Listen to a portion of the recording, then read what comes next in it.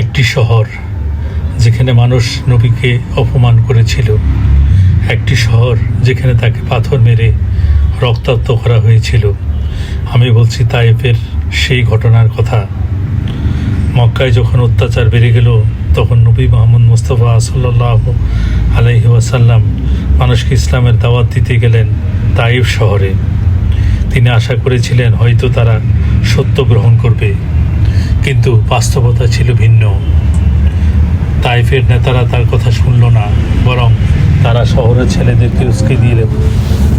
ছোট ছোট ছেলেরা নবী সাল্লাল্লাহু আলাইহি ওয়াসাল্লামকে ঘিরে ধরে পাথর ছুঁড়তে লাগলো। তার শরীর আহত হলো, রক্তে ভিজে গেল তার পা, কিন্তু তিনি আশ্রয় নিলেন একটি বাগানে। সেখানে বসে আল্লাহর কাছে দোয়া করলেন, হে আল্লাহ, আমি আমার দুর্বলতা ও অসহায়ত্বের কথা তোমার কাছে প্রকাশ করছি। ঠিক তখনই এলেন জিবরাইল আলাইহিস সালাম।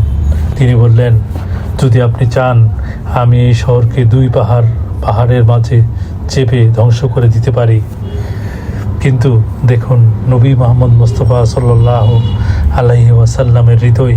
তিনি বললেন, না, আমি আশা করি তাদের বংশধরদের মধ্য থেকে এমন মানুষ আসবে যারা আল্লাহর ইবাদত করবে। যেখানে মানুষ প্রতিশোধ নিত, সেখানে নবী মুহাম্মদ মুস্তাফা সাল্লাল্লাহু আলাইহি ওয়াসাল্লাম ক্ষমা করলেন। এ কারণে তিনি রহমাতুল লিল আলামিন, সকল জগতের জন্য রহমত। আল্লাহ আমাদের সেই মহান চরিত্র অনুসরণ করার তৌফিক দান করুন, আমিন। বহু কষ্ট সয়ে দিয়েছিলে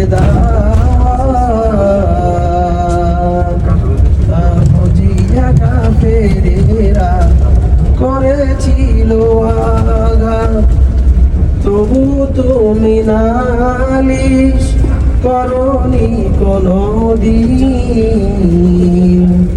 প্রমাণ করেছ তুমি রহমাতুল লিল আলামিন। প্রমাণ করেছ তুমি রহমাতুল লিল আলামিন। নিপীড়িত ছিল নারী, নিপীড়িত ছিল নারী জাহিলিয়াত যুগে, ছিল তারার হামেশা পুরুষেরই ভোগে। নিপীড়িত ছিল নারী জাহিলিয়াত যুগে, ছিল তারার হামেশা পুরুষেরই ভোগে।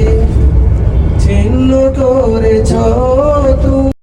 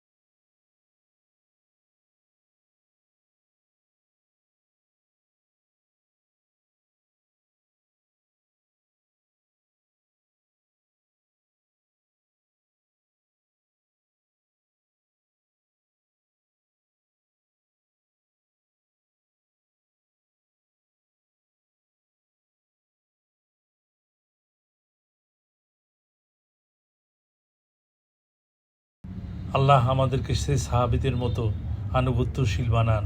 আমিন।